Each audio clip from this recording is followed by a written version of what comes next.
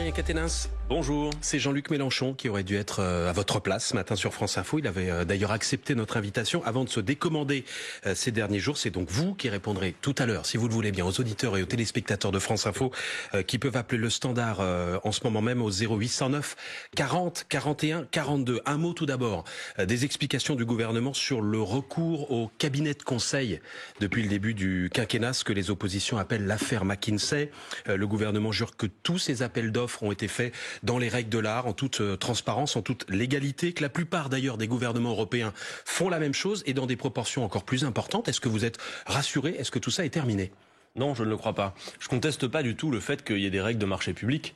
À la rigueur, c'est même pas le sujet. C'est d'abord la place que prennent ces cabinets de conseil privés dans la politique du gouvernement. Ça a été multiplié par 2 en termes de dépenses, le recours au cabinet de conseil privé pendant le quinquennat de M. Macron.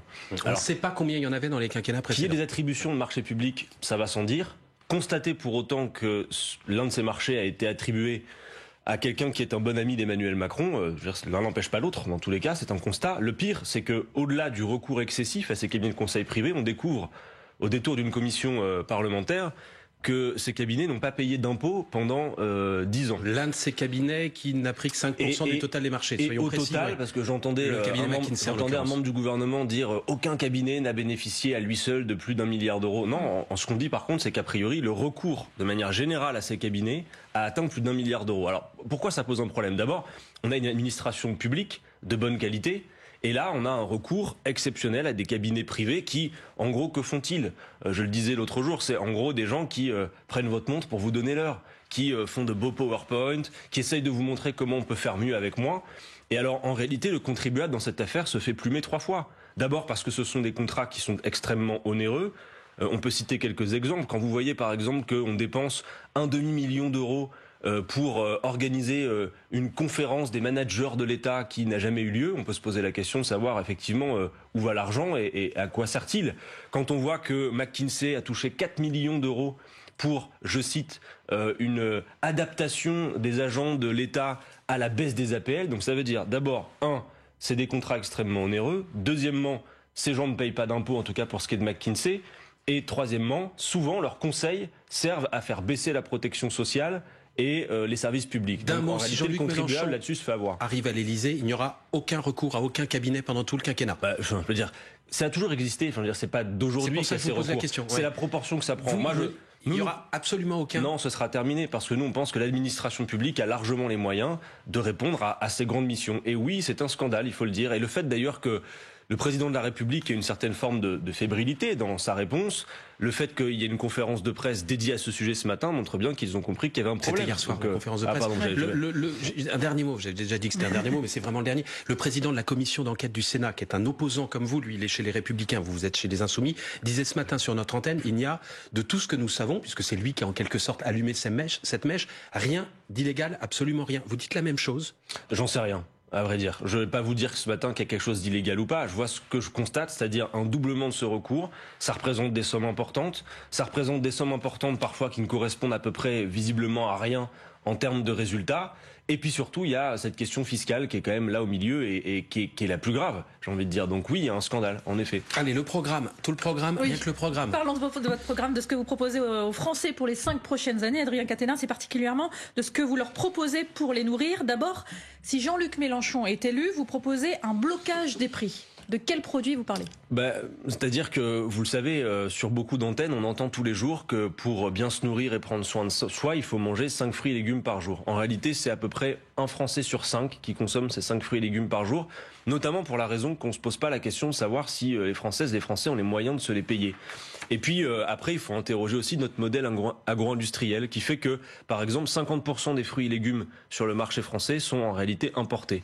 Donc oui, nous, on veut repenser ce modèle. Alors, la question du blocage des prix, oui, c'est le blocage des prix de certains produits de première nécessité. On a beaucoup parlé ces derniers temps du carburant, de l'énergie, et également, en effet, de 5 fruits et légumes, oui. 5 fruits et légumes que vous bloquez pendant combien de temps? Et qui va décider à quel niveau on les bloque? Il faut décider ça de manière démocratique. Vous voyez, par exemple, ça se fait dans les Outre-mer, Salia Braclia. À La Réunion, le préfet a pouvoir, actuellement, d'administrer, de réguler, de décider de 153 prix. Et il y a des conseils citoyens qui coélabore la liste des produits dont on régule le prix. Mais je veux dire, c'est quelque chose qui a déjà été fait par le passé. En France, au milieu des années 80, on régulait les prix et bloquer les prix. C'est une mesure qui peut être en effet d'exception, non pas nécessairement pérenne, parce que pour permettre aux gens d'accéder à une alimentation de bonne qualité, il y a aussi d'autres mesures qui sont moins directement liées à l'alimentaire dans le programme. Je pense par exemple quand on augmente les bas salaires en augmentant le SMIC et en le portant à 1 450 € net comme nous le proposons, eh bien, en effet, ça permet un meilleur pouvoir d'achat et sans doute ça veut dire, de mieux se nourrir. Si vous bloquez le prix de certains produits, donc vous nous dites la liste n'est pas encore établie aujourd'hui, on la soumettra à un débat démocratique, ça veut dire que les producteurs vendront ces produits à perte ou alors vous allez les indemniser? Non, ça veut dire que dans tous les cas, justement, précisément, c'est les producteurs qu'il faut protéger. Parce qu'on est bien conscient de la difficulté de nos agriculteurs aujourd'hui. À l'heure où on se parle, il y a un agriculteur qui se suicide quasiment tous les jours dans ce pays et 1 sur 5 qui vit sous le seuil de pauvreté. Donc il faut s'assurer justement de prix rémunérateurs pour les agriculteurs. Donc l'État indemnise. Ce sur quoi il faut jouer surtout, c'est sur les intermédiaires entre les agriculteurs d'une part et le consommateur à la fin. Et vous savez qu'il y a les coefficients multiplicateurs et des marges absolument très importantes sur la distribution. Je crois que c'est 70% aujourd'hui du commerce alimentaire qui se fait dans la grande distribution. Donc c'est sur les distributeurs et les industriels. Mais si vous supprimez la marge d'un distributeur, il arrêtera de distribuer ce produit-là tout simplement, non? Non, je suis pas certain. Non. Quand c'est des produits dont les Français ont besoin et qu'ils achètent, non. Et puis surtout, il faut voir aussi la quantité de ces marges. On peut pas supporter que celles et ceux qui ont à charge de nourrir le pays soient si mal rémunérés, souffrent en réalité, n'arrivent pas à se payer, et que de l'autre côté, des Français n'ont pas accès à une alimentation de qualité. Plus globalement sur l'agriculture. C'est un modèle qu'il faut mettre en cause, un modèle agro-industriel qui encourage le gigantisme, qui maltraite et les femmes et les hommes qui y travaillent, qui ruine nos terres, qui maltraite aussi les animaux. C'est un modèle de manière générale qu'il faut revoir. Vous savez, aujourd'hui, on a plus de la moitié des exploitations agricoles qui ont disparu en 25 ans, 100 000 ces 10 dernières années, et d'ici à 2030, c'est 200 000 de plus qui vont partir à la retraite. Donc on a le nombre d'exploitations agricoles qui font et un encouragement au gigantisme et à la compétitivité. Par exemple, le modèle de la PAC, la politique agricole commune, il faut le revoir de fond en comble. C'est 10 milliards pour la France, ça fait à peu près 30 000 € par an et par bénéficiaire, avec, vous savez, ces fameuses aides à l'hectare, qui encourage en fait le caractère gigantesque d'exploitation. Nous, ce qu'on veut, au contraire, c'est une agriculture paysanne, relocalisée, et on a besoin pour la faire, par exemple, d'installer 300 000 paysans. Mais est-ce que ça, par exemple, est votre objectif qui est 100% bio en France d'ici 2050, c'est-à-dire dans 30 ans, est-ce que c'est compatible avec l'urgence d'aujourd'hui qui est de nourrir tout simplement la France, l'Europe et la planète? Bien sûr, c'est compatible. On sait que quand on fait du bio aujourd'hui, les rendements sont inférieurs. Il faut une alimentation. Comment vous faites pour il faut une alimentation qui soit saine et durable pour tous. Il faut aussi regarder précisément ce qu'il y a lieu de faire sur l'alimentation industrielle. On est d'accord, Adrien. Parce que aujourd'hui, quand vous allez faire vos courses et que vous regardez les étiquettes, c'est plutôt de la chimie que vous faites que de la cuisine. On est d'accord pour dire qu'aujourd'hui le bio c'est un rendement inférieur à l'agriculture avec pesticides. Oui, sauf que comment vous faites pour nourrir tout le monde? Si vous accompagnez des paysans pour s'installer, alors il y a plusieurs choses à faire. D'abord, par exemple, on a eu ces dernières années, ces dernières décennies, une financiarisation accrue de l'agriculture avec des agriculteurs qui sont très endettés. Nous, ce qu'on propose, c'est que si on dit demain, il faut qu'on passe à l'agriculture paysanne bio relocalisée, nous proposons d'instaurer une caisse de défaisance pour récupérer la dette qui pèse trop lourd sur ces agriculteurs. Sur les rendements, comment vous faites? Mais si vous installez énormément d'exploitations agricoles on paysannes, crée de nouvelles terres agricoles. Bien sûr, mais vous imaginez, quand je vous dis 300 000 paysans de plus, ça fait du monde qu'il faut installer. Donc évidemment, il y a la question de la PAC. Par exemple, ces aides qui encouragent, nous par exemple, les aides à l'hectare, ça devrait être supprimé. Sinon, on encourage en effet les grandes exploitations. Et également, dernière chose, mais elle est importante. Si vous dites demain, en France, on décide qu'on sort des pesticides et on encourage nos agriculteurs, on les accompagne pour aller vers une agriculture bio relocalisée. Ça nécessite une forme de protectionnisme écologique. Parce que si vous demandez à vos agriculteurs de se passer des pesticides, mais que vous autorisez que des produits importés arrivent absolument pourris de pesticides, eh ben, ça pose un vrai problème. Donc il va falloir instaurer une forme de protectionnisme à l'import pour faire en sorte que nos agriculteurs soient protégés. C'est pas un protectionnisme chauvin, c'est un protectionnisme qui a des objectifs, notamment écologiques, pour assurer une meilleure alimentation. D'ailleurs, ça ne s'appellera plus le ministère de l'Agriculture, mais nous allons appeler ça le ministère de la Production Alimentaire. La Production Alimentaire. 8h42, le fil info avec Armelle Malogog. On poursuit dans un instant avec vous, Adrien Quatennens, pour la France Insoumise. 20 pistes pour mieux lutter contre l'inceste et protéger les enfants contre les violences sexuelles. La commission indépendante rend son deuxième rapport. Elle demande notamment aux médecins de s'emparer du sujet. Une plainte pour homicide volontaire déposée 5 jours après la mort d'un homme à Sevran, tué par un policier. Selon sa famille, le tireur ne pouvait pas ignorer qu'il allait tuer. L'agent est en garde à vue.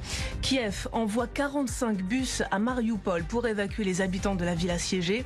Un cessez-le-feu annoncé par Moscou doit commencer dans une vingtaine de minutes, mais l'Ukraine reste tout de même sur ses gardes.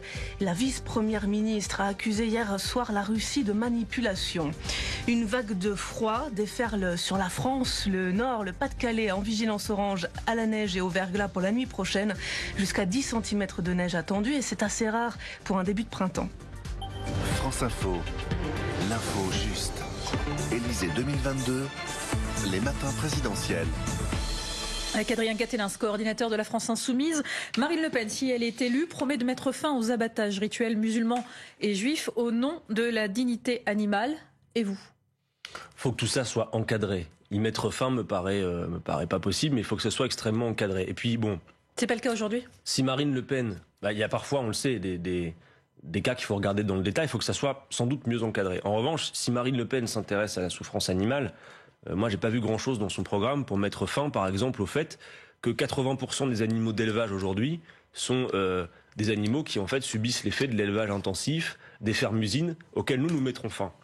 Parce qu'on voyait par exemple qu'une poule a parfois la taille d'une feuille de papier pour pouvoir vivre. On voit que les animaux sont dans une situation qui est absolument détestable.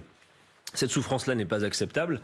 Et donc oui, il faut en finir avec les fermes-usines et une forme d'exploitation qui n'est pas supportable.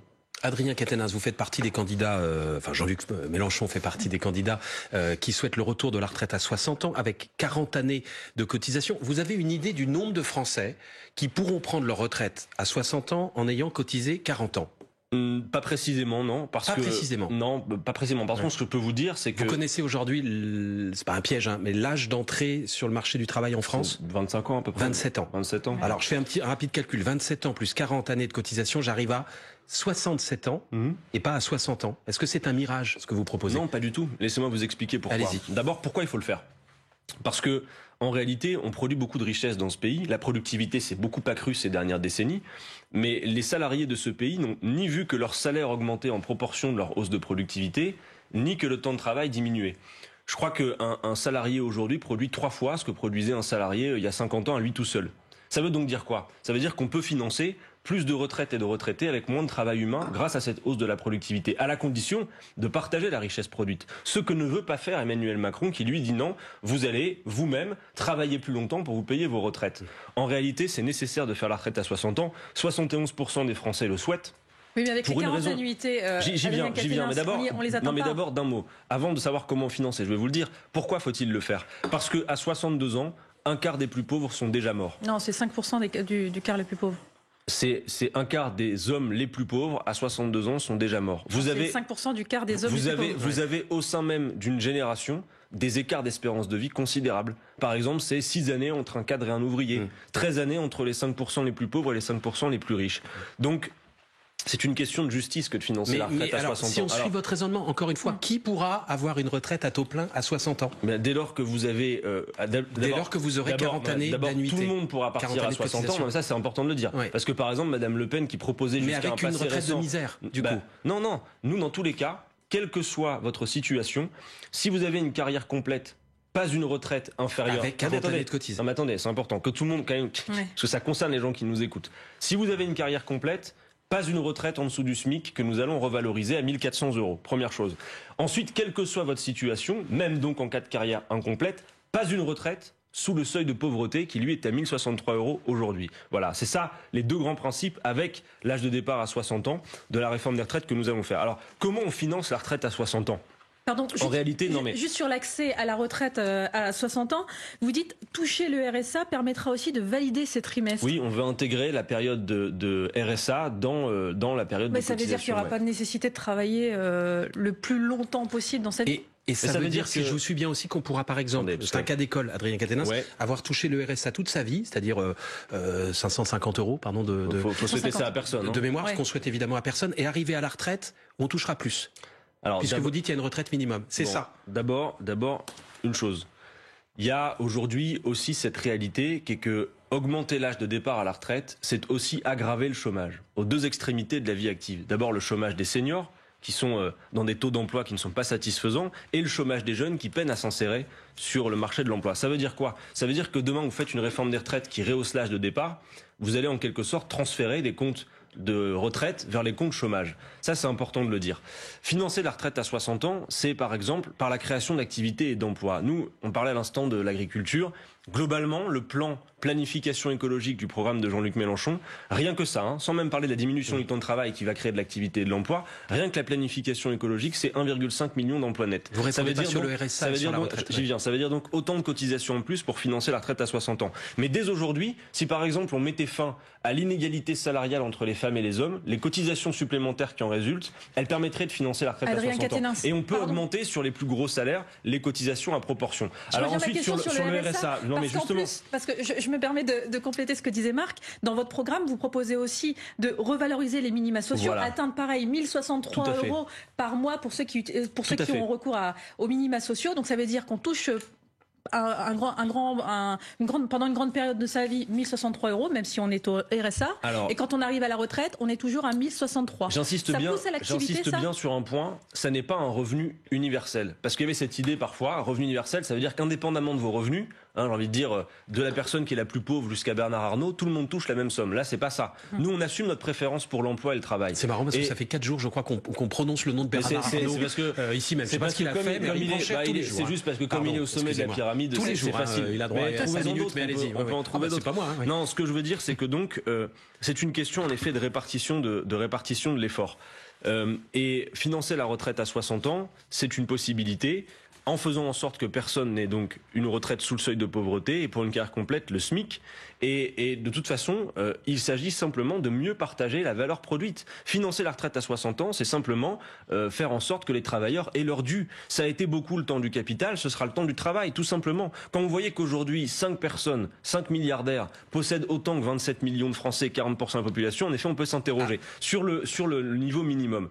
Nous, notre idée, c'est que même si on assume notre préférence pour l'emploi, qu'on souhaite, par la diminution du temps de travail, la planification écologique, relancer l'activité, on veut faire en sorte d'éradiquer la pauvreté qui est insupportable dans ce pays. C'est 10 millions de nos concitoyens qui vivent sous le seuil de pauvreté, 8 millions qui dépendent de l'aide alimentaire, on parlait de l'alimentation.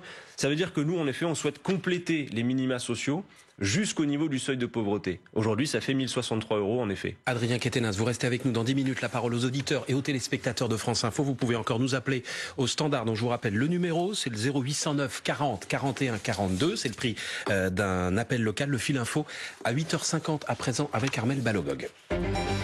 Médecins sans frontières espère un cessez-le-feu de long terme à Mariupol et pas juste le régime de silence annoncé pour aujourd'hui par la Russie, le temps d'évacuer les habitants de la ville assiégée.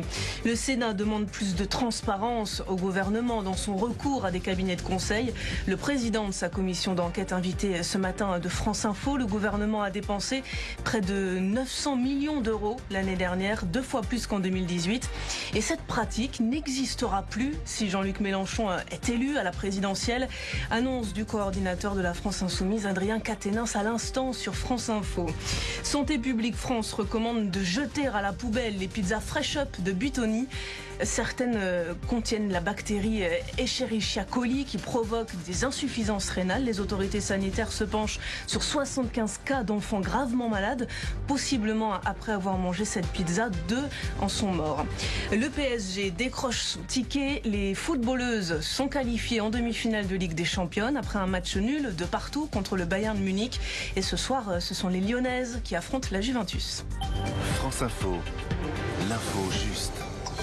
Élysée 2022, les matins présidentiels. Toujours avec Adrien Quatennens. Jean-Luc Mélenchon, ces derniers jours, ces dernières semaines, a durci le ton face à Vladimir Poutine après l'invasion de l'Ukraine. Pourquoi est-ce que vous ne dites pas tout simplement « Oui, on s'est trompé, on a sous-estimé la menace russe depuis quelques mois ou quelques années, et puis on passe à autre chose ».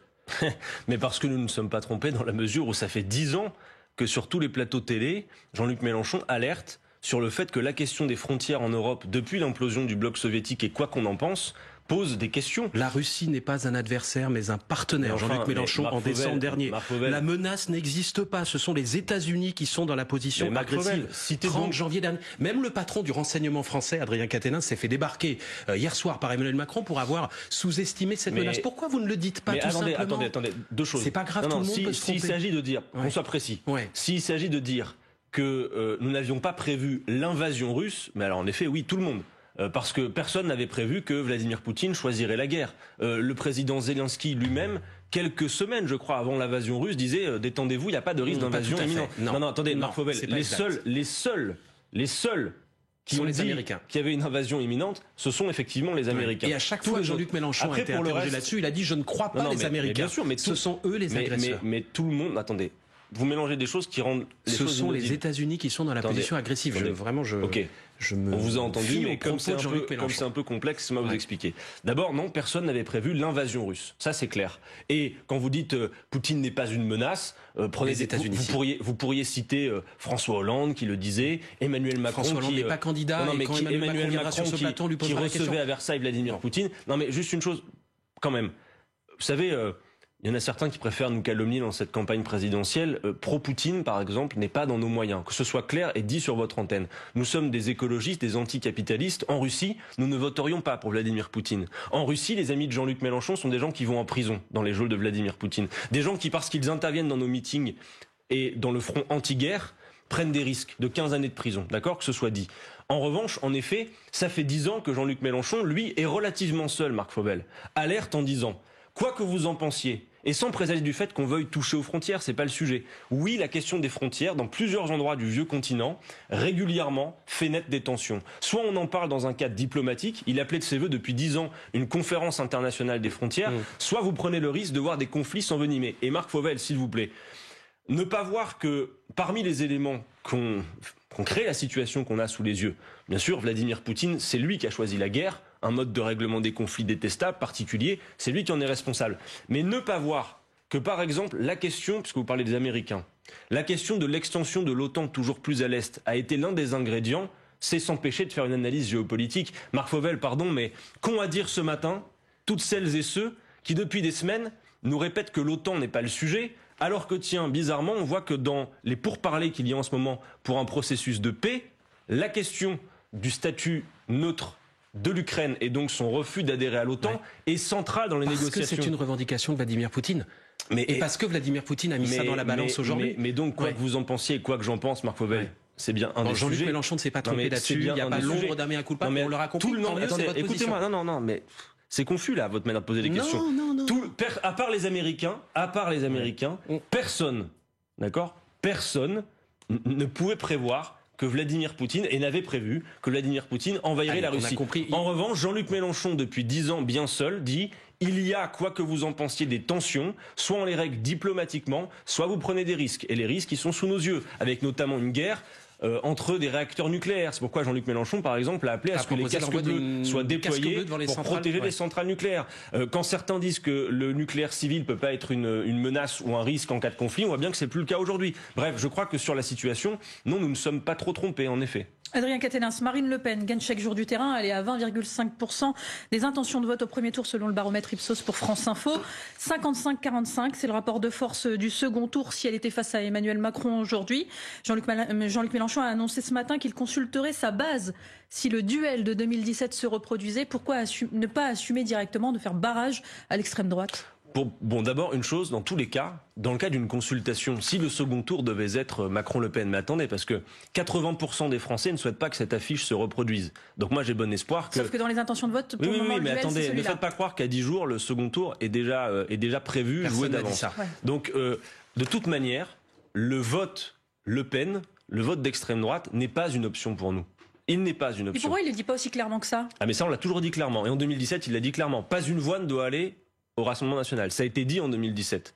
En revanche, en effet, le réflexe qui consiste à dire à tout prix voter pour M. Macron pour faire barrage, je crois franchement pour vous dire que ça aurait même un effet contre-productif. Par contre, ce que je dis à celles et ceux qui nous écoutent à cette heure, c'est que si vous en avez plein le dos, qu'à chaque élection, on vous refasse le coup du barrage au second tour, ce rayon paralysant qui fait que vous allez courir nécessairement dans les jupes du candidat d'en face, quoi qu'il propose, et même si c'est un programme de brutalité sociale, comme celui qu'a proposé Emmanuel Macron, qui veut casser l'école et tout le reste, eh bien, vous pouvez vous offrir cette fois le luxe de chasser dans les urnes l'extrême droite dès le premier tour. Et pour ça, il y a un bulletin de vote, c'est Jean-Luc Mélenchon. Qu'est-ce qui serait le pire pour vous si Jean-Luc Mélenchon n'est pas au second tour? C'est un deuxième quinquennat d'Emmanuel Macron ou c'est Marine Le Pen à l'Élysée? Mais de toute façon, ce serait un désastre dans les deux côtés. C'est la même chose. Mais sur la question économique, en tout cas, disons les choses. Moi, je veux m'adresser ce matin, peut-être qu'il y a parmi, je le pense, parmi vos auditrices, vos auditeurs, des gens qui votent Rassemblement National. Ceux que Jean-Luc Mélenchon appelle les fâchés, pas fachos. C'est-à-dire des gens qui sont en colère, mais qui pour autant n'adhèrent pas nécessairement aux thèses ethnicistes et à la vision identitaire que porte le Rassemblement National. Et moi j'entends cette petite musique où depuis que M. Zemmour est dans les outrances qu'on lui connaît, Mme Le Pen apparaîtrait comme quelqu'un de raisonnable, qui peut-être s'occuperait des petites gens et du pouvoir d'achat. Eh bien je leur adresse un message ce matin, vous vous faites berner. Mme Le Pen, elle peut venir sur les plateaux télé et dire « Je refuse l'augmentation du SMIC ». Les fonctionnaires de ce pays ont perdu 20% de pouvoir d'achat en 20 ans. Madame Le Pen ne veut pas dégeler le point d'indice des fonctionnaires. Madame Le Pen refuse le blocage des prix des produits de première nécessité que nous proposons. Madame Le Pen a renoncé à la retraite à 60 ans. Madame Le Pen, c'est l'autre candidate des riches. Et pourtant, il y a un tiers de vos électeurs aujourd'hui qui sont prêts à voter pour elle au second tour. Mais écoutez, que les gens soient en colère et n'en peuvent plus, c'est une chose. Mais moi, je crois être clair ce matin. C'est que si le second tour est un duel entre Emmanuel Macron et Jean-Luc Mélenchon, alors non seulement on aura un immense événement, pas le débat piteux de la dernière fois, et un débat sur les vraies préoccupations des Français. L'élection va à ce moment-là avoir un caractère de référendum social. Est-ce que c'est la retraite à 65 ans avec M. Macron ou la retraite à 60 ans avec Jean-Luc Mélenchon? Est-ce qu'on augmente le SMIC à 1 400 € avec Jean-Luc Mélenchon? Est-ce qu'on fait rien comme M. Macron? Vous savez, pour terminer, j'ai vu qu'il y avait une chaîne d'infos concurrente de la vôtre, une chaîne télé, qui prévoit ce non-événement de la qualification de Marine Le Pen face à M. Macron, c'est-à-dire le remake de 2017. Ce serait un tel non-événement qu'il prévoit dès 21h de diffuser le film Les Visiteurs. Vous voyez, c'est-à-dire en gros c'est le traitement d'une municipale pour la grande élection présidentielle. Moi j'ai une proposition à faire. On a le droit d'aimer Jacouille, mais moi je propose que le 10 avril au soir, il reste au Moyen-Âge et qu'on envoie Jean-Luc Mélenchon au second tour d'élection. Ce sera un immense événement et alors on traiterait vraiment des préoccupations des Français. On s'arrête 3 minutes et la parole aux auditeurs et aux téléspectateurs qui vont vous interroger à leur tour sur le programme de la France Insoumise. Adrien Caténas, merci. Merci Célia Braclia et Marc Fauvel. Kiev envoie 45 bus à Mariupol pour évacuer les civils. Moscou hier annonçait un cessez-le-feu dans la région pour mettre en place un couloir humanitaire. 150 000 Ukrainiens seraient encore bloqués dans cette ville, assiégée par les forces russes depuis le début de la guerre. Et à Irpin, à une vingtaine de kilomètres au nord-ouest de Kiev, les combats se poursuivent. Pourtant, le gouvernement ukrainien aurait repris la ville. Les habitants rescapés racontent les actes de terreur menés par les forces russes durant un mois. Rémi Moquillon. Après 35 jours sous les bombes, un silence pesant. Celui d'une ville meurtrie. Détruite à 50%, la ville d'Irpin, à quelques kilomètres de Kiev, vient d'être reprise à l'armée russe. Mais le bilan est lourd. 200 personnes au moins auraient trouvé la mort selon le maire de la ville, lui-même témoin de l'atrocité des combats. Beaucoup de gens ont été abattus par les Russes. Dans les rues, ils ont tiré sur des filles et des femmes, puis ils leur ont roulé dessus avec des tanks. 3700 personnes sont restées sur place, cachées sous terre. Et parmi les rescapés, le traumatisme est immense. Les gens se cachaient dans les sous-sols. Mais des Russes y sont rentrés, ont ordonné à tout le monde de se déshabiller, aux hommes comme aux femmes. Ils les ont frappés et humiliés. Une adolescente de 15 ans a passé 10 jours dans un sous-sol où sa mère a été tuée, mourante à petit feu pendant 2 jours. Tout ça devant cette jeune fille qui a été violée par les soldats russes. Ils ont filmé ça avec leur téléphone. Irpin, considéré comme le dernier verrou à l'ouest avant Kiev, comptait 60 000 habitants avant le conflit. En France, voilà plusieurs semaines que le Covid regagne du terrain. Coup d'œil sur les chiffres, 169 000 nouveaux cas de Covid-19 ont été détectés ces dernières 24 heures en France. 21 688 personnes hospitalisées, dont 1546 en réanimation. 132 personnes sont mortes à l'hôpital. Et puis, alerte sur le froid, le Nord et le Pas-de-Calais placés en vigilance orange pour neige et verglas par Météo France. Une vigilance pour la soirée à partir de minuit précisément, même si le temps sera agité dès cet après-midi. Tout de suite sur France Info, Adrien Quatennens répond aux questions des auditeurs de Marc Fauvel.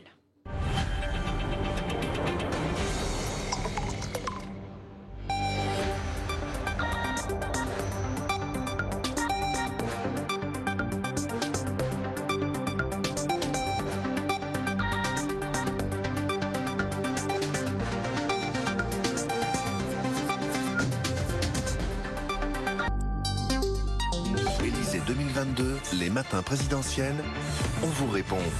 Jusqu'à 9h30, on épluche le programme des Insoumis et de Jean-Luc Mélenchon à l'élection présidentielle à 10 jours du premier tour avec le coordinateur de la France Insoumise, Adrien Quatennens, et surtout avec vos questions puisque vous nous appelez nombreux standards de France Info 0809 40 41 42. C'est ce qu'a fait Johanna de Marseille. Bonjour Johanna. Bonjour. Comment allez-vous? Ça va, plutôt bien. Très bien, on écoute votre question. Bonjour, alors bonjour Monsieur Quatennens. Bonjour Johanna. Je suis infirmière libérale, donc dans un quartier, j'habite et je travaille dans un quartier sensible à Marseille que je ne quitterai pour rien au monde. Et ma question est la suivante. Comment pouvez-vous convaincre une partie de la population qui, comme moi, partage certaines de vos idées, enfin beaucoup de vos idées sur le domaine économique et social, mais est moins rassurée et moins convaincue sur le volet sécuritaire? D'accord, merci Johanna d'abord pour votre question. Bon, on aurait pu parler aussi de votre métier et de la santé et des espoirs mais c'est pas que nourrissent beaucoup. Non, mais j'ai compris. Donc je peux même pas, vous voyez, c'est-à-dire que on me laisse à peine le temps de vous dire bonjour Johanna, vous voyez. Non, mais on essaie de répondre aux questions posées. Je vous réponds. Alors, c'est plus simple. Bon, en matière de sécurité, nous avons une doctrine qui passe par le fameux triptyque prévention, répression à juste proportion et réparation. Nous voulons, Johanna, en effet, refonder de fond en comble la police républicaine de ce pays. Et assumer de dire, parce que comprendre ne veut pas dire excuser, qu'il n'y a pas d'ordre public possible sans justice sociale. Je crois qu'on peut s'accorder, c'est un diagnostic rapide, sur le fait que partout où l'État recule, où ses services publics reculent, c'est d'autant plus dans ces endroits-là qu'on a des problèmes d'insécurité, de délinquance ou de trafic. S'agissant de la doctrine policière, nous avons été les premiers à réclamer à l'Assemblée nationale une commission d'enquête parlementaire sur les suicides dans la police. Vous savez qu'il y a une souffrance dans la police, et à demander qu'on remette en état les commissariats de ce pays qui sont dans un état de délabrement avancé d'une part. Vous savez aussi, Johanna, que c'est vrai, on parle, nous, de violences policières, parce que les violences policières existent, ce qui ne veut pas dire que tous les policiers soient des violents, c'est la hiérarchie et la doctrine qui est à mettre en cause. Ce que nous voulons faire donc pour la sécurité, c'est refonder la police républicaine, en notamment remplaçant la BAC par une police de proximité, en prise avec le terrain et la population, qui a été avortée, il faut le dire. Et Armée pour ça, on a la police de proximité. Alors, quand Jean-Luc Mélenchon a dit, parce que ça aussi c'est un truc qui revient souvent, aussi désarmé que possible, il parlait notamment du maintien de l'ordre dans les manifestations. Oui, il faut des armes, mais à juste proportion. Quel type d'armes? Des armes à feu? Des matraques? Je suis pas sûr que pour une police de proximité, on ait besoin d'armes létales. Voilà, par exemple, c'est quelque chose, on doit pouvoir en passer par une méthode et une manière de fonctionner qui permet en effet d'aller plutôt vers la désescalade. Du coup, il y aurait plus de BAC. Qui interviendrait par exemple dans les quartiers? La police de proximité en première instance. Dans les quartiers nord de Marseille, là où Johanna par exemple habite. La police de proximité. Mais vous savez, et je pense que Johanna sera assez d'accord avec ça. La réponse, elle peut pas être qu'après, une fois que les trafics sont installés, une fois que la délinquance est là. Évidemment qu'à ce moment-là, il faut une réponse policière.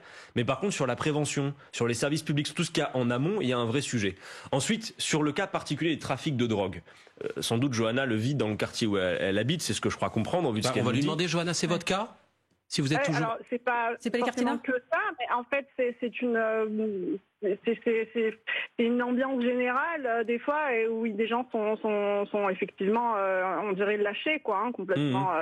Voilà, des enfants à qui on ne donne pas envie, ou peut-être que que ça vient d'eux, ou que ça vient de Bien sûr. Hein.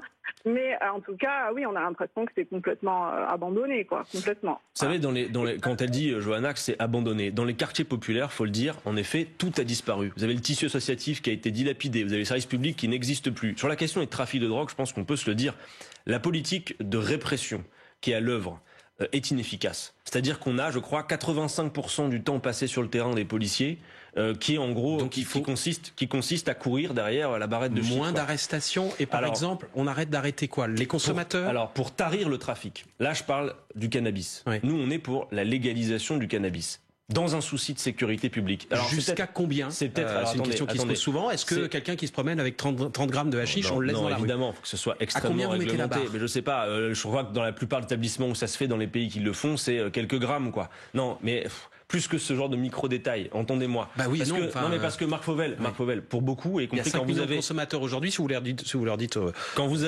avez des membres du gouvernement ici, et qu'on parle de légalisation, tu te dis vous êtes pour la fumette. Non, c'est pas le sujet. Précisément, nous on s'inquiète de voir la place que prend la consommation, mais la place aussi que prennent les trafics, qui ne sont pas démantelés.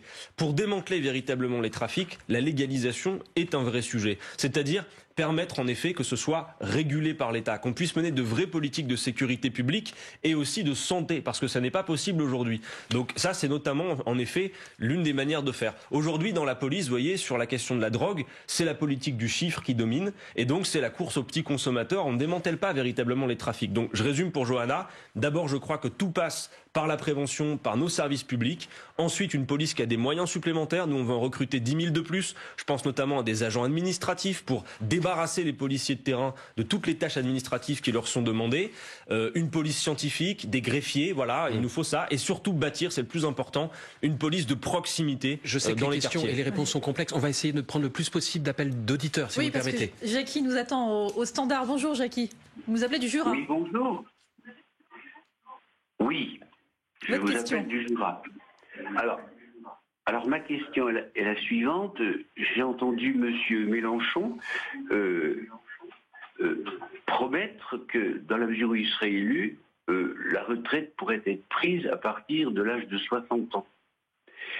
J'avoue que j'en reste un peu ébahi parce que depuis le temps que j'entends qu'il n'y a plus d'argent pour financer. Moi, j'ai une petite retraite de 1 200 € avec 41 annuités de travail. J'avoue que je me demande comment on peut faire une telle proposition, comment on va financer tout ça. Adrien Quatennens. Bonjour Jackie et merci pour votre question. D'abord, la base, c'est d'arrêter de se dire que c'est pas possible parce que des gens qui, semble-t-il, ont l'air importants vous le disent. Ce pays, je l'ai dit, produit beaucoup de richesses et elle est extrêmement mal répartie. Regardez par exemple, ces 10 dernières années, c'est 70% de hausse des dividendes versés aux actionnaires, mais les salaires, eux, n'ont progressé que de 10%. Et l'investissement productif a reculé. Ce qu'il faut comprendre, c'est que dire on va mieux financer les retraites, permettre la retraite à 60 ans, c'est juste une manière de partager l'augmentation de la productivité et de la richesse produite. Jackie, entendez-moi, dans ce pays, à mesure que la part des seniors dans la population a progressé, le pays a toujours fait le choix de consacrer une part plus importante de sa richesse au financement des retraites. Ce qui fait que même s'il y a des petites retraites et que c'est un problème, on est un des pays qui a le taux de pauvreté des seniors le plus faible. Mais même s'il reste du boulot. Aucun pays autour de nous, même ceux où la gauche est au pouvoir, ne le fait. Mais parce que peut-être manque-t-il d'ambition et de courage. Non, mais Marc Fauvel, encore une fois, le sens du progrès. Si on produit plus de richesses avec moins de travail humain, le sens du progrès, c'est pas de produire toujours davantage au bénéfice de toujours les mêmes. C'est de se libérer du temps. Enfin, dans ce pays, la France, la conquête du temps libéré, c'est la grande conquête sociale. Et aussi, c'est créateur d'activités et d'emplois. Donc je redis à Jackie qui nous écoute, on peut financer la retraite à 60 ans. Pour ça, il faut en effet remplir les caisses de cotisation. On le fait par la création d'activités et d'emplois qui permettent de remplir les caisses. On le fait en augmentant les cotisations à proportion de l'augmentation des salaires, mais tant et si bien qu'en réalité c'est indolore puisque vos salaires progressent plus vite. Et on assume cette ambition. C'est le partage des richesses en quelque sorte auquel ils ne veulent pas procéder. Enfin, juste d'un mot, quand vous voyez que l'État s'est appauvri de 240 milliards en aide Covid pendant la période de la crise sanitaire et que vous retrouvez à peu près la même somme dans l'accroissement du patrimoine des milliardaires sur la période de la pandémie, vous pouvez quand même vous interroger sur l'efficacité de la dépense publique. Et puis, on a inventé en France ce modèle, la sécurité sociale. Chacun cotise selon ses moyens, on reçoit selon ses besoins. On peut le faire, voilà. Il faut simplement s'en donner l'ambition politique. Et nous, on le fera. À 9h11, Armelle Balogog, on poursuit dans un instant avec les auditeurs. Une meilleure meilleure formation des médecins, un accompagnement dans la procédure judiciaire. Ça fait partie des 20 propositions de la commission indépendante sur l'inceste et les violences sexuelles pour mieux protéger les enfants. Un cessez-le-feu en cours à Mariupol depuis 10 minutes. C'est une promesse de la Russie. Kiev a acheminé 25 bus pour évacuer certains des 150 000 habitants coincés dans la ville assiégée. La guerre en Ukraine qui a eu raison du chef des renseignements militaires français. L'état-major des armées reproche à Éric Vidot sa méconnaissance des sujets importants. Arnaud Bazin dénonce sur France Info l'opération de minimisation permanente du gouvernement. Arnaud Bazin, c'est le président de la commission d'enquête du Sénat. Elle dénonce le recours tentaculaire et vertigineux à des cabinets de conseil par le gouvernement. Le budget alloué a doublé en 3 ans. Acteur phare du cinéma américain, star de Die Hard et Sixième Sens, Bruce Willis met fin à sa carrière. Il souffre d'aphasie, un trouble du langage provoqué par des lésions cérébrales. France Info. Élysée 2022, les matins présidentiels.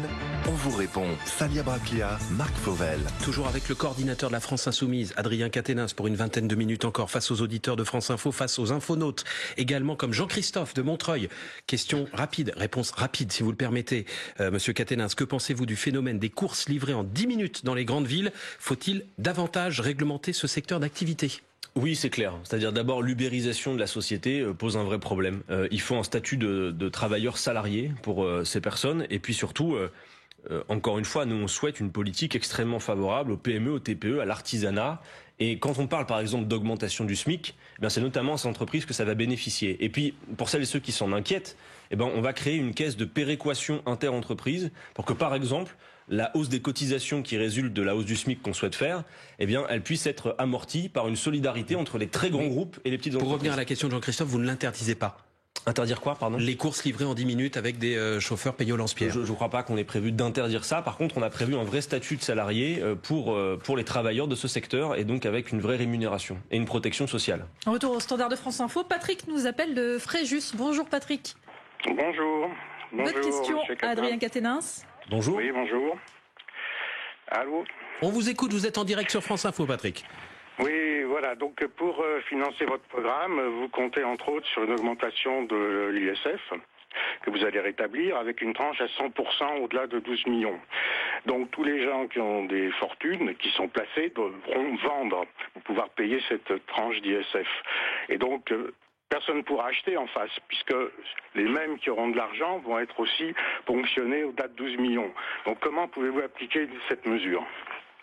Bien, bonjour et merci Patrick. D'abord, accordons-nous sur une chose. 12 millions d'euros, c'est en effet le montant de l'héritage maximum qu'on souhaite fixer. Je dis pourquoi, pas pour se remplir les caisses et garder l'argent pour nous. Au-delà de 12 millions, l'héritage maximum, ce que l'on prend, va être intégralement redistribué. C'est d'ailleurs le rôle de l'État de faire circuler l'argent pour l'allocation d'autonomie jeunesse que nous proposons, qui permettra à chaque jeune de se consacrer à ses études avec 1063 € par mois pour pouvoir justement répondre à tous les défis futurs. Je reviens aux successions. Alors, sur la fiscalité. Clair, donc au-delà de 12 millions de patrimoine. Parler d'ISF aussi. Ouais, et d'ISF. Donc au-delà de 12 millions. 12 millions, c'est 8 siècles de SMIC. Ça laisse de beaux restes. C'est énorme, 8 siècles de SMIC. C'est le maximum qu'on fixe. Ensuite, sur la fiscalité. Parce que 12 millions, je crois que ça concerne peu de monde pour le coup parmi Bernard les gens Arnault, qui nous écoutent. qu'on a cité tout à l'heure. Là, c'est votre tour de le citer. Sur la fiscalité, retenez ça. Si vous allez sur mélenchon2022.fr, au-delà du programme, de tous ces livrets et plans, vous allez pouvoir trouver un simulateur fiscal. On vous propose de simuler vos impôts sous Jean-Luc Mélenchon. Parce que j'entendais encore hier Bruno Le Maire dire « Ouh là là, si c'est Mélenchon, ça va être écrasant d'impôts ». Eh bien non. Puisque en réalité, avec le passage des 5 tranches d'impôts aux 14 tranches que l'on va faire, on va en quelque sorte mieux répartir l'effort. Aujourd'hui, c'est la classe moyenne qui porte tout l'effort sur son dos. Entendez ça, avec le système d'impôt proposé par Jean-Luc Mélenchon, 92% des ménages sont gagnants. Toutes celles et ceux qui m'entendent et qui gagnent moins de 4 000 € par mois vont payer moins d'impôts avec Jean-Luc Mélenchon. Patrick, vous êtes toujours avec nous au standard, vous avez entendu nous la réponse rétablirons par exemple Quatennens. l'ISF pour répondre à Patrick. Oui. Allô? On vous écoute, Patrick. Ben oui, je répète ma question. J'ai bien compris votre mécanisme. Je parle de l'ISF. Au-delà de 12 millions, taxe à 100%. Donc quelqu'un, mettons qui a une fortune de 100 millions, il devra quasiment vendre pour 98 millions, 99 millions de son patrimoine. Bon. qui va pouvoir acheter en face, puisque ceux qui ont de l'argent vont aussi devoir payer intégralement l'ISF en leur laissant 10-12 millions. Je dis pas qu'ils sont dans la misère, mais comment ceux qui vont sont pas payer dans la misère, c'est sûr. l'ISF seront obligés de vendre, et qui pourra acheter en face? Personne. Mais donc je comprends pas pourquoi obligé de vendre? Il y aura encore des transactions, simplement il y aura des impôts progressifs sur ces transactions, c'est tout. Il n'y a pas de raison que les choses changent. Parfois, on nous oppose l'argument en disant les gens vont devoir partir, les très très riches. Mais de toute façon, on prévoit aussi l'impôt universel, c'est-à-dire en gros, comme le font d'ailleurs pour le coup, tiens donc Marc Fauvel, les Américains, c'est-à-dire le système qui fait que si vous partez pour des raisons fiscales dans un autre pays, vous payez la différence entre ce que vous auriez dû payer au fisc américain et ce que vous paierez. Donc non, ce qu'on veut établir, c'est une justice fiscale, voilà tout.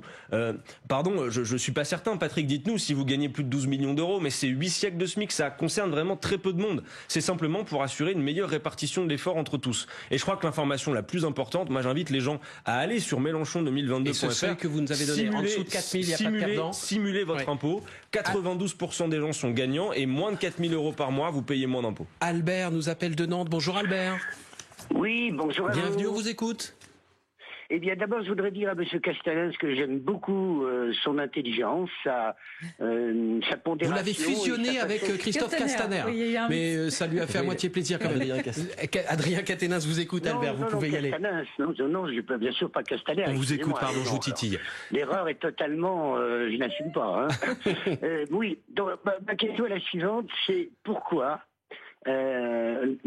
Mélenchon ne proposerait pas de n'exercer qu'un seul mandat?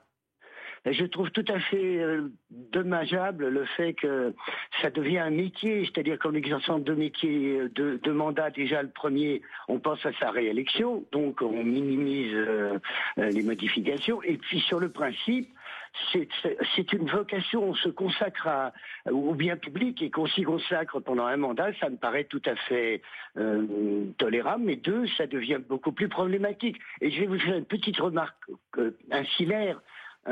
J'ai entendu monsieur, le candidat du Parti communiste. Monsieur Roussel. Monsieur Roussel, dire qu'il reversait chaque mois 2 000 euros au parti. Donc lui, au moins, il donne la preuve qu'il ne fait pas ça pour son intérêt personnel. Non pas que je soupçonne M. Mélenchon de le faire par intérêt personnel.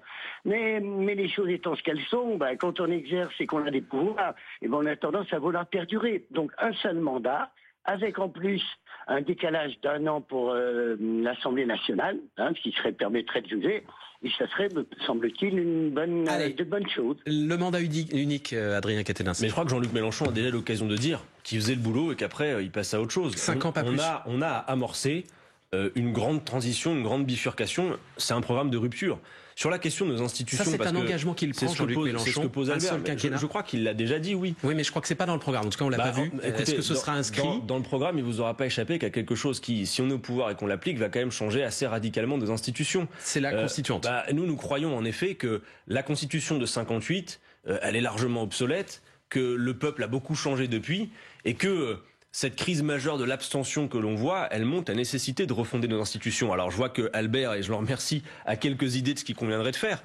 Nous aussi, nous avons quelques idées, mais c'est au peuple d'en décider. Nous, ce qu'on souhaite, c'est conjuguer à la fois la meilleure stabilité possible des institutions, il ne faut pas que ça soit l'Assemblée générale tous les jours, mais en même temps de faire en sorte que le peuple ait sans cesse capacité d'intervention populaire. Et en effet, l'une des premières choses que nous ferons, il y en a beaucoup d'autres, c'est de convoquer une Assemblée constituante qui travaillera pendant un certain temps, ça prend pendant 2 ans. 1 an, 2 ans, ouais. Et pendant ce temps-là, on va gouverner dans le cadre de la 5e, il y a beaucoup de choses à faire, on a parlé pouvoir d'achat, planification écologique, il y a beaucoup de choses à faire, mais oui, c'est au peuple de refonder ses institutions, de décider, en effet, est-ce que c'est encore le mode présidentiel ou un régime plus parlementaire, ce qui est notre souhait par exemple. Donc voilà, toutes ces questions se posent et c'est dans le cadre d'un passage à la 6e République qu'on va le pouvoir. Je crois en effet qu'il faut bien voir que la crise entre représentants et représentés qu'on a aujourd'hui, elle nécessite que le peuple puisse refonder ses institutions. Et si Albert a quelques idées là-dessus, pourquoi pas être candidat à la constituante, puisque ce sera des gens qui n'auront jamais été élus auparavant, qui ne le seront pas ensuite dans le cadre de la 6e République, qui auront à proposer ce nouveau projet de constitution pour la France. Il est 9h21, le fil info avec Armel Balogog et la suite de cet échange avec les auditeurs de France Info. C'est l'une des conséquences de la guerre en Ukraine. L'inflation accélère encore en France, 4,5% en mars. Hausse liée, selon l'INSEE, à l'augmentation du prix du carburant, de l'alimentation et des produits manufacturés. Les négociations reprennent demain entre les délégations de Russie et d'Ukraine, toujours en Turquie comme mardi dernier. Et selon un ministre turc, une rencontre entre les chefs de la diplomatie des deux pays est possible d'ici 1 à 2 semaines. Jean-Luc Mélenchon n'aura pas recours à des cabinets de conseil s'il est élu président. Il mettra fin à cette pratique au cœur d'une polémique aujourd'hui. Promesse d'Adrien Quatennens, coordinateur de la France Insoumise, ce matin sur France Info. De 3 à 10 cm de neige attendue dans le nord et le Pas-de-Calais en vigilance orange, neige et verglas. Ce sont des proportions importantes pour la région et pour la saison, surtout en ce début de printemps. France Info. Élysée 2022, les matins présidentiels. On vous répond Salia Braclia, Marc Fauvel. Et c'est donc Adrien Quatennens, coordinateur de la France Insoumise, qui répond aux questions des auditeurs de France Info. Au standard, Raphaël nous attend. Bonjour Raphaël. Bonjour. Vous avez une question pour Adrien Quatennens? Absolument. Bonjour Adrien Quatennens, merci de prendre ma question. Bonjour Raphaël. Alors, je me place dans un mois. Jean-Luc Mélenchon a été élu président de la République. Et il vous faudra maintenant une majorité pour gouverner à l'Assemblée. Et si jamais une majorité claire ne se dégageait pas, avec qui est-ce que vous pourriez gouverner, sachant qu'il y a, il me semble, une incompatibilité structurelle entre l'Union populaire et l'extrême droite, et il y a un écart de position qui paraît aujourd'hui difficile à concilier avec l'actuelle majorité présidentielle. Du coup, vous faites comment? Merci. D'abord, merci pour votre question, Raphaël. Merci de rappeler, au cas où certains en douteraient, qu'il n'y a rien de compatible entre nous et l'extrême droite. D'ailleurs, même sur, je vous l'ai dit tout à l'heure, les questions qui faisaient que, parfois, certains journalistes pouvaient dire « Ah, vous faites comme Madame Le Pen » ou « Madame Le Pen fait comme vous sur la retraite à 60 ans ». Bon, comme elle a renoncé, ça n'est même plus le sujet. On voit bien que sur le programme économique et social, tout ça ne peut pas se confondre. Avec qui vous gouvernez? Écoutez, nous, c'est assez simple. On l'a dit. Dès le soir du premier tour, le 10 avril, si nous sommes qualifiés au second tour, immense événement, dès ce soir-là, Jean-Luc Mélenchon appellera toutes celles et ceux, quel qu'ait été leur vote précédent, qui souhaiteraient gouverner pour appliquer le programme que par définition et par leur vote les Français auront choisi, à le faire. Voilà. Donc on devrait pouvoir bâtir la plus grande des coalitions pour faire une majorité. Et il vous aura pas échappé qu'on est déjà en train de travailler à faire ces propositions. Quelqu'un qui aurait été ministre sous François Hollande pourrait vous rejoindre? Ça dépend. Ça dépend ce qu'il aurait véritablement mis en application. Vous dites tout le monde, quel que soit le vote, mais en fait, c'est pas tout le monde. Ça dépend surtout de la volonté affichée d'appliquer un programme. Voilà, nous, on va être jugés là-dessus. Et si on instaure, par exemple, dans le cadre de la 6e, on souhaiterait mettre en place le droit de révoquer les élus, c'est surtout pour se rappeler qu'on a un engagement, un mandat. On est élu sur la base d'un programme. C'est donc ce programme qui doit s'appliquer. Donc, en effet, on souhaiterait gouverner avec toutes celles et ceux qui l'entendraient. Je dois vous dire une chose, c'est vrai que dans la période... Jusqu'où vous allez sur votre aile droite? Franchement, je sais pas le dire. Est-ce que vous allez jusqu'au centre? Mais vous pensez franchement qu'il y a beaucoup de centristes qui vont vouloir appliquer le programme L'Avenir en commun? Je suis pas certain. Non, on va d'abord s'adresser à ce qui reste de gauche dans ce pays. Et d'ailleurs, vous me permettez de dire une chose, c'est que je crois que il y a beaucoup de grands enjeux sur lesquels on ne peut pas attendre. Par exemple, le quinquennat de M. Macron, outre le fait que c'est un quinquennat pour les plus riches, c'est un quinquennat perdu pour le climat. Je crois qu'on ne peut pas attendre 5 ans de plus. Et quand on voit aujourd'hui que pour les 10 jours qui restent, sans aucun mépris pour les autres candidatures, ça se joue en gros dans un tiercé et ça se voit. C'est en gros la grande question là pour les 10 jours, c'est qui de Madame Le Pen ou de Jean-Luc Mélenchon se trouvera face à Emmanuel Macron pour le second tour. Et vous voyez d'ailleurs que, parce que moi j'observe ça aussi, dans les sondages d'intention de vote de second tour, depuis que Jean-Luc Mélenchon est testé au second tour, il ne cesse de grimper face à Emmanuel Macron. Qui lui met 5 ou 30 points de retard. Oui, mais quand même, quand on en prend 10 par semaine ou dans les 10 jours, ça doit vous intéresser de voir qu'il y a quelque chose qui se produit. Alors, en effet, on gouvernera avec toutes celles et ceux qui le voudront. Et je regrette, et je le dis à votre micro, qu'alors que la question qui est posée est celle de la possible qualification d'un candidat de gauche au second tour, certains à gauche passent beaucoup plus de temps dans cette campagne à nous taper dessus. Et donc, quelque part, il y a une clarification qui s'opère. Ces gens-là, aujourd'hui, s'il y a 10 jours du scrutin, ils sont plus occupés à nous taper dessus qu'à nous encourager pour y aller au second tour, c'est qu'en fait, ils préfèrent un second tour Macron-Le Pen pour pouvoir voter pour M. Macron sans gêne. Voilà, faut dire les choses. Il nous reste 2 minutes, Adrien Quatennens. Merci à Raphaël, qui était lecteur du Parisien aujourd'hui en France. Gilles nous a laissé une question au standard. Gilles qui nous a appelé d'Agen, qui est retraité de l'armée et qui dit « Je viens de lire dans un magazine que Jean-Luc Mélenchon veut remettre la conscription à l'ordre du jour avec un salaire au SMIC pendant 9 mois. Est-ce que vous confirmez ?» Oui, alors il s'agit d'être précis là-dessus.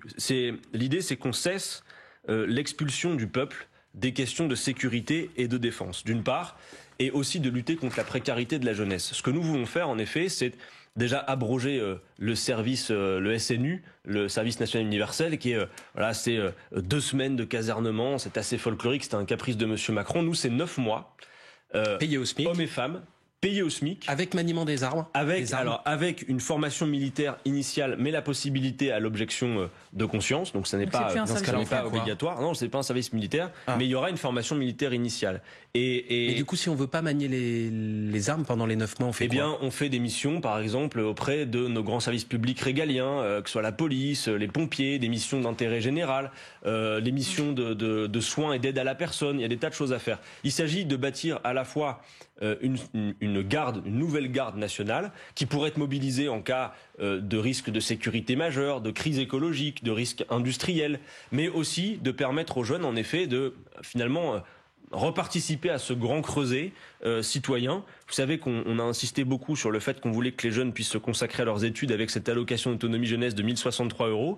Et donc oui, on insiste pour que ce service, cette conscription, se soit payé au SMIC pendant 9 mois, en limitant au maximum le casernement et proche du lieu d'habitation. C'est une dernière question pour une réponse courte. Elle nous vient d'Annecy. Gilles au standard. Bonjour Gilles. Bonjour. Donc vous nous appelez d'Annecy et on vous écoute. Oui, bonjour Adrien, bonjour à tous. Oui, je voulais poser une question concernant les enfants réfugiés en Syrie, dans les camps de réfugiés. Savoir quelle était la position de l'Union populaire sur ces enfants, si on les rapatriait ou pas.